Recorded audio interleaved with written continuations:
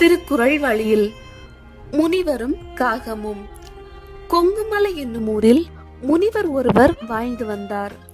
இம்முனிவரோ தவங்கள் பல புரிந்து இறையருள் நிரம்ப பெற்றவராய் இருந்தார்.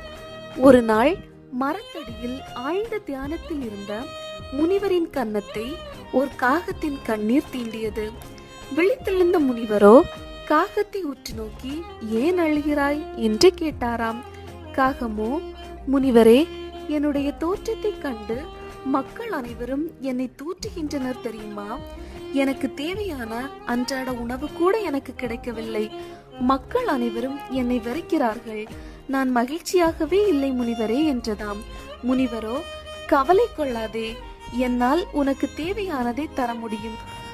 என்ன வரம் வேண்டும், தயங்காமல் கேள் என்றாராம்.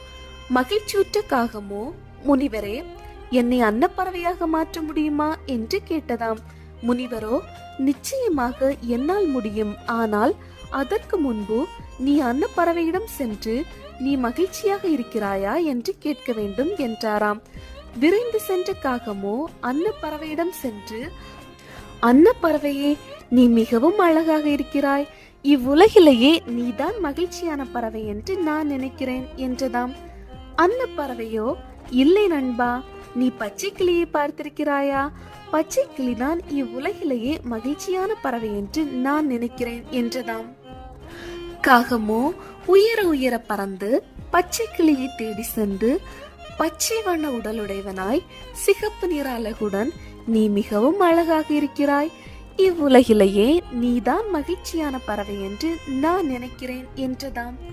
பச்சை கிளியோ சோர்வுடன், இல்லை நண்பா, நீ மயிலை பார்த்திருக்கிறாயா?